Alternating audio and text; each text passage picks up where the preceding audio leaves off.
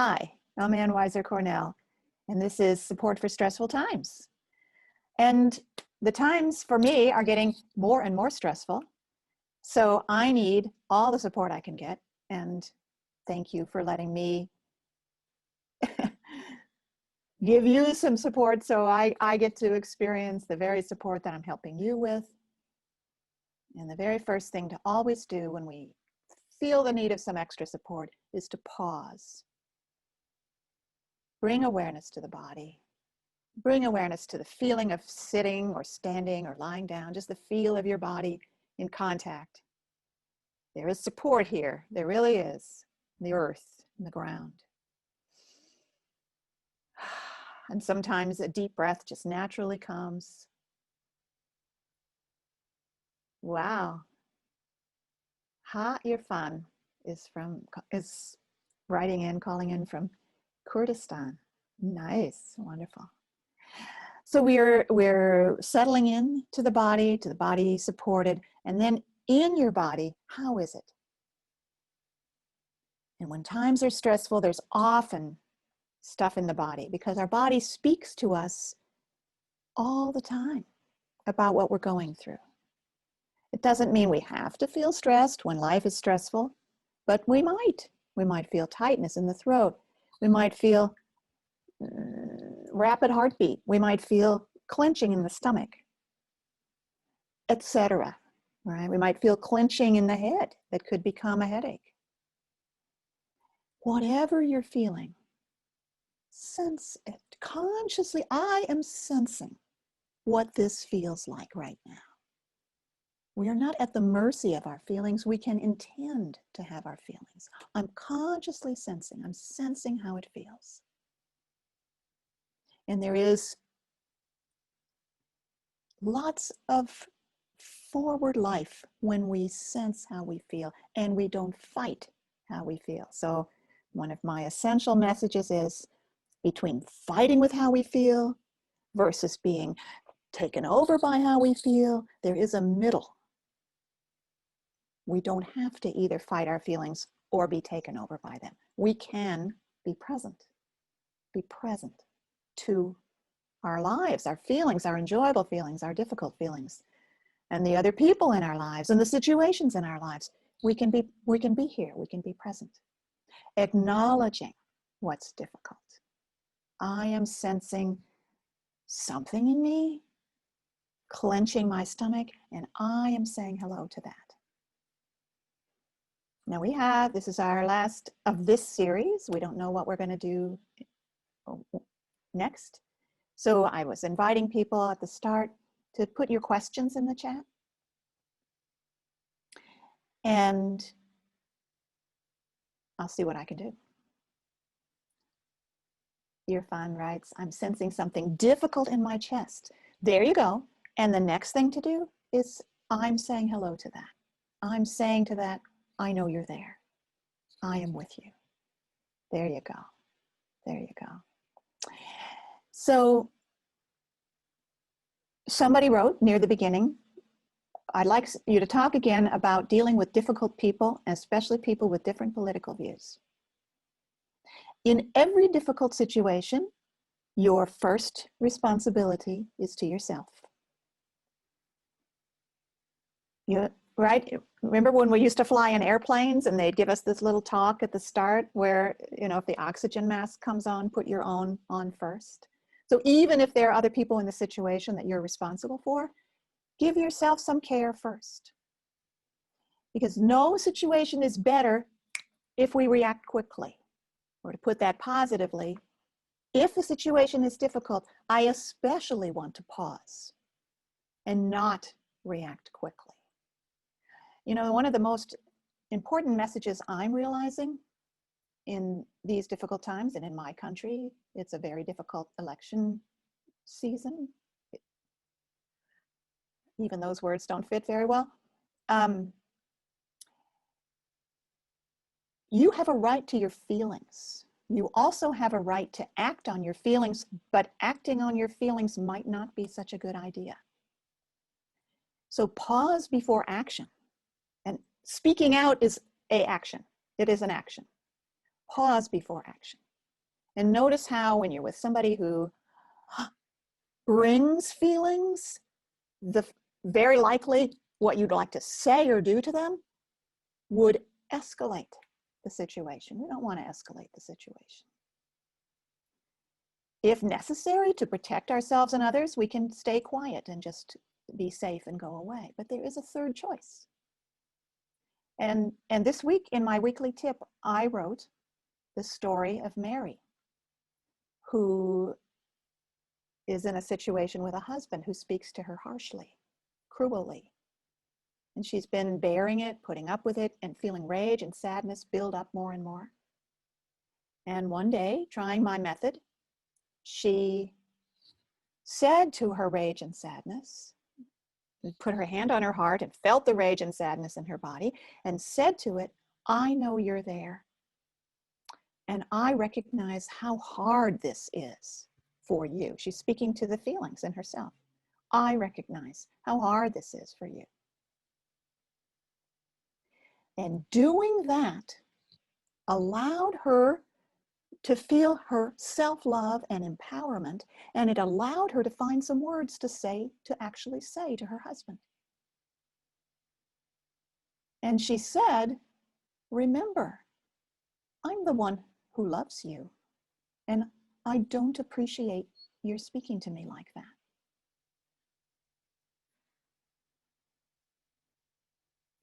So when we're in a difficult situation, we pause, because if we act on our feelings of rage, aggravation, despair, frustration, etc., we're likely to escalate the situation. But that doesn't mean that we have to shut up and go away. You can always bring curiosity into a situation. I'd like to know more. What's behind what you're saying? It may not work.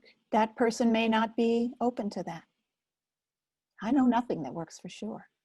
But I do know that you need to give yourself care. You need to give yourself a pause and allow your own feelings to have your company.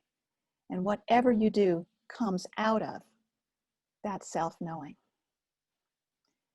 All right. That was Jeanette. Thank you for that question, Jeanette. Yeah, it's been about 6 months we've been doing this. I think a bit more. Joanna says, I'm sensing a big, heavy rock taking up most of my chest. Well done. Good. Good.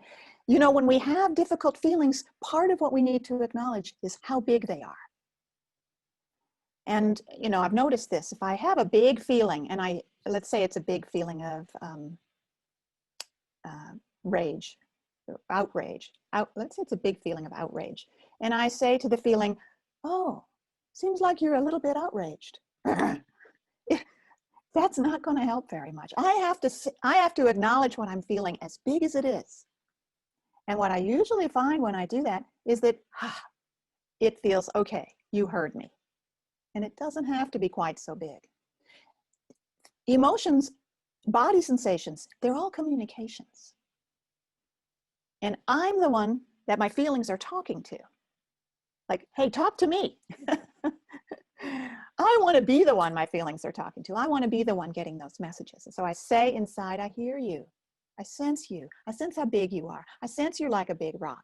Yeah. And then I might say, hey, no wonder. Like, that makes sense. No wonder you're so big. So remember that nice phrase, no wonder, because that is like such a great way to give empathy to your feelings or to another person. Wow. Like, let's say you're talking to a child. Oh my gosh, you're so frustrated. You're so upset. No wonder you didn't get to have the candy.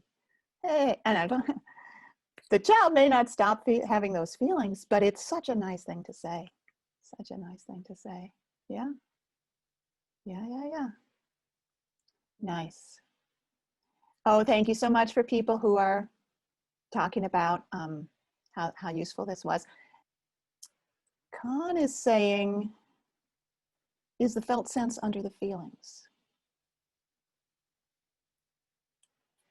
Well, you know, felt sensing is something that can happen when we pause. And so when I say feeling, I'm using a word that can refer to both emotions and felt senses. And I do that because I don't like chopping things up into categories.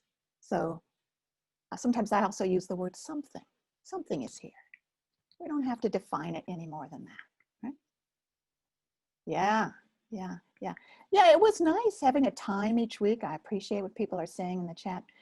What would you like to maybe make a deal with yourself that you'll take a time each week anyway to put in practice the things you've been learning here? Maybe watch one of the past videos, right? That would be great. Yeah, yeah. Oh, Christina writes, I've had a fist clenching my neck for days that I was not paying attention to, and I finally sat with it and got some relief. Yes, I see you. It's so hard. You know, thank you, Christina. What we're saying to these stressed places in our body is, I know it's hard. I know you're going through something hard. I hear you. I see you. I get you. There's a temptation from a part of us to somehow try to soothe it or fix it. Let's make it better. Let's look for cheerful thoughts. You know, I found that doesn't really help. I found that until my body feels like it's heard for how it is, it's not going to change. Thank goodness, right? I mean, being persistent and having integrity are beautiful qualities. I'm glad that my feeling states can't just be talked out of how they feel. I hear you, Christina said to the clenching in her neck. I see you. I know it's hard. That's the message we want to say to these hard places. Yeah. Yeah, it has felt like a community, Martha. And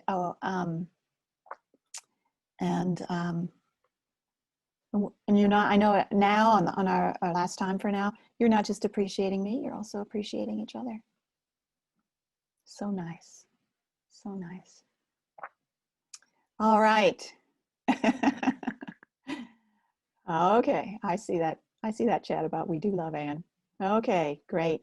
Now, Jan writes, my sister and my parents got into a very difficult argument. And it took me 2 days off and on focusing before I could say what I needed to say cleanly. Good for you for taking the time that took. And can't families be difficult? Ugh, families can be so hard. Yes, good for you, Jan, for taking the time it took. Speaking cleanly, right? Meaning speaking out of my big self, my sense of the whole situation, my sense of what's true. Whereas if we speak when taken over by a feeling,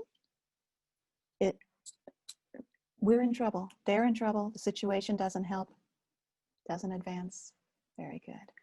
Now, some people like me showing off my animals. I had a request by email that I talk a little more about some of the parts that I talk about.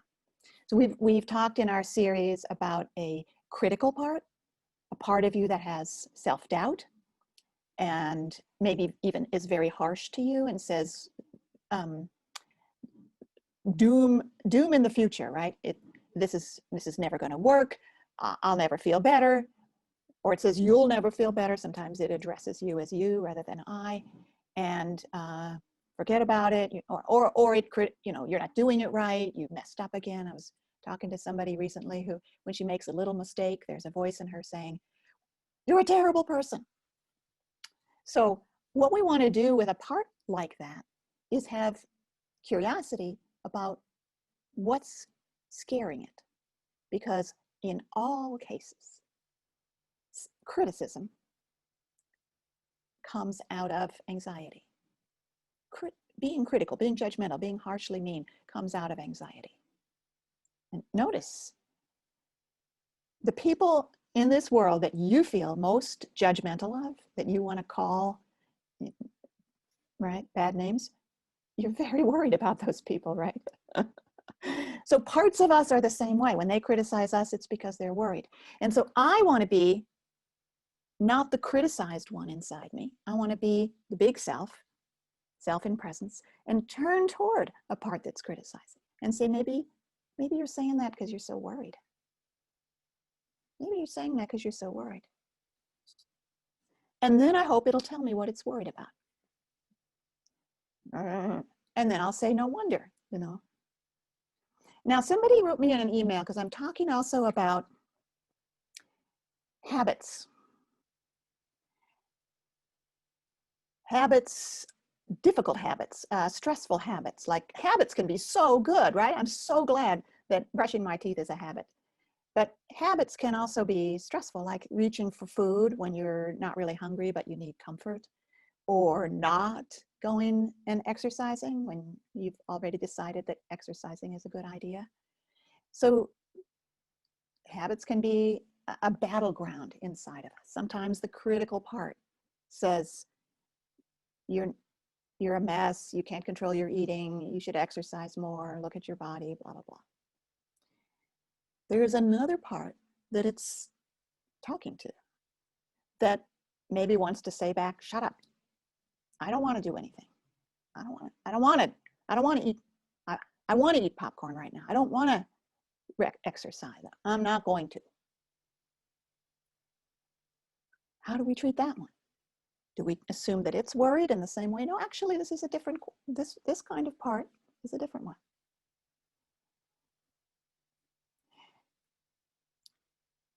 This one might be angry, might be rebellious, might be sad, might be terrified. But it's not very anxious, because this part is not future oriented. It wants what it wants now, right now. It's impulsive. So I would just say, sense how it feels and let it know you get how strongly it feels. I really get how much you don't want or want that. When I was working with my addiction to alcohol, this was one of the things that I worked with. I had the part that was telling me, you shouldn't ever drink that much. I'm ashamed of you. What do you think you're doing? Terrified that the drinking will start again. And then I had the part that wanted to drink, that was just going to take me to the liquor store and buy some liquor. And what really turned that around was to sense what it's wanting for me from drinking. So if you've got a part that wants to indulge in drink or food or staying up late or being on Facebook too long or whatever, you could say, I wonder what you're, let me connect with you. Hello, I'm not trying to fix you or change you. I'm not the critic. I'm your listener. I really know there's some good reason why you want that. Tell me more about what you want for me from doing that. It's because you are not any of your parts. You are the environment in which they can change. You can listen. And if they fight each other, if all you've got inside is shut up, no, don't, then you step in between. And you say, hi there, I'm here now. I'm here now. Do you want to talk to me? Because I'm listening. They don't have to learn how to listen to each other. It's not really within their powers. You're the listener. And what's been missing when parts of you are at war is the larger self, the whole self, the self in presence. All right. So Mary Lynn says, back to the critic for a moment. What if the critic just wants to feel superior? Well, I can tell you for sure that it is worried, it is anxious, it is concerned. Concerned might be a way in. You might say to it, yeah, I know you've got the high ground. You know what's right for me. Could you let me know what you're concerned about? What you're concerned will happen if I don't listen to you? So I don't say, are you anxious? I say, might you be worried? Might you be concerned? And what this part, it doesn't want hugs and cuddles and, oh, you poor thing. Yeah, doesn't want that. But it is concerned about something. And being treated as if its concerns have value doesn't mean you have to agree with it. Doesn't mean you have to agree or disagree. If we get caught up in the truth, like you're a worthless person. No, I'm not. No, I'm not. If I get caught up in the truth or falsity of what this one says, I've gotten lost in another part. As self in presence, I don't argue. Great, great, great. What is that animal? It's a raccoon. I love the way its tail sticks up like. Yes, yes, yes, yes. All right.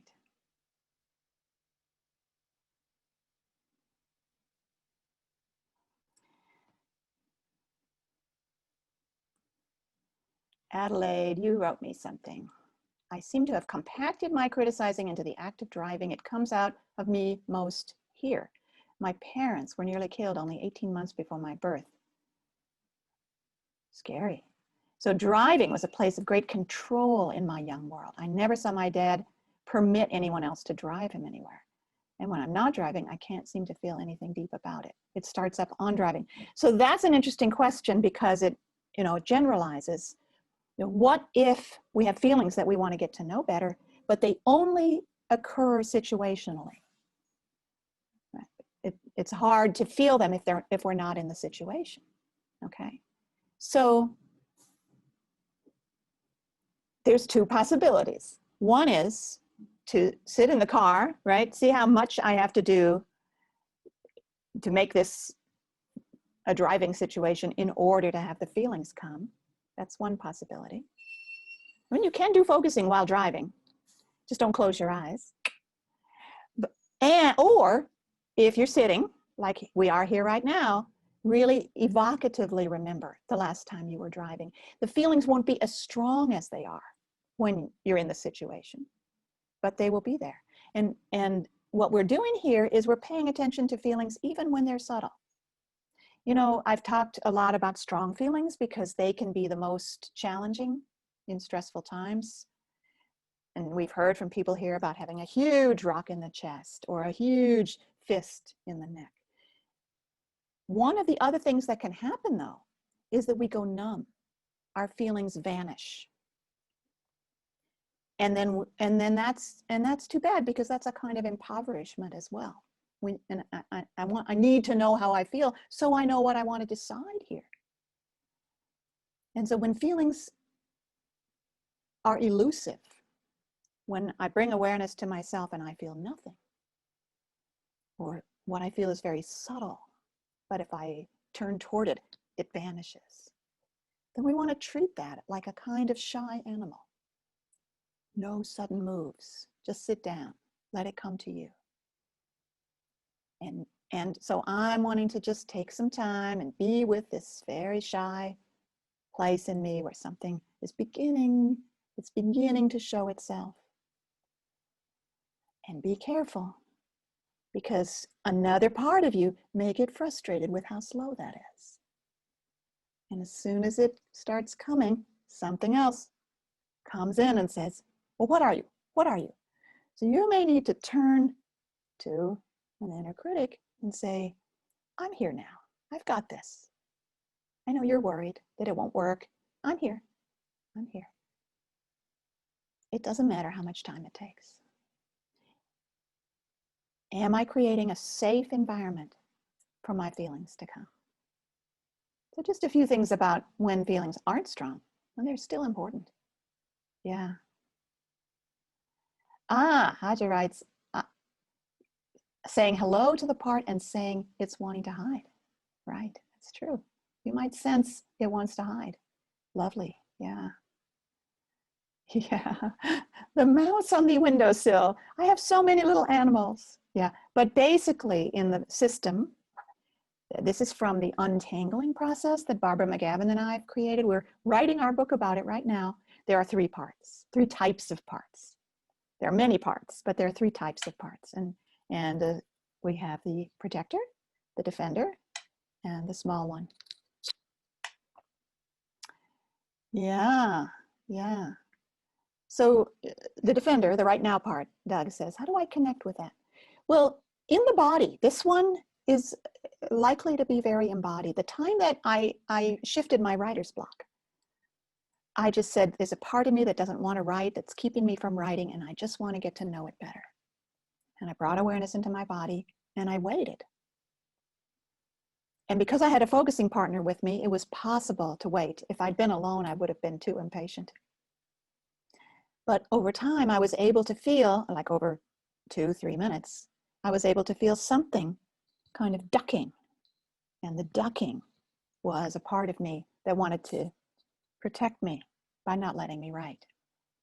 So you can feel in the body the quality of the part that wants to eat or doesn't want to write, and then get to know it better. Dinah writes, my main challenges right now are the responses to the actual threat to democracy. And what I want to say about that is there's a lot going on that we can do nothing about. But there are things that each of us can do. And how do we get the clarity and the inner calm and the not getting lost in despair in order to do the things we can do? And that's what the steps I'm telling you about here can help with. So if I've got a part, and it's like a critical part, saying it's useless, we're doomed, that nobody knows the truth about the future. That's a part that's worried. If it takes me over, if I can feel nothing in my body, but it's useless, we're doomed, I'm not going to be able to take the effective actions I can take. Getting everybody I know to vote is a very effective action. It's been shown to be extremely effective. We can do some things. There's actually all kinds of things we can do. But we won't have the free space to do them unless we also do some accompanying of our emotional states. You need to be able to, the serenity prayer, the serenity to accept the things I cannot change, the courage to change the things I can, the wisdom to know the difference. Being with your emotions and acknowledging them gives you the wisdom to know the difference. And the courage to do the things you can.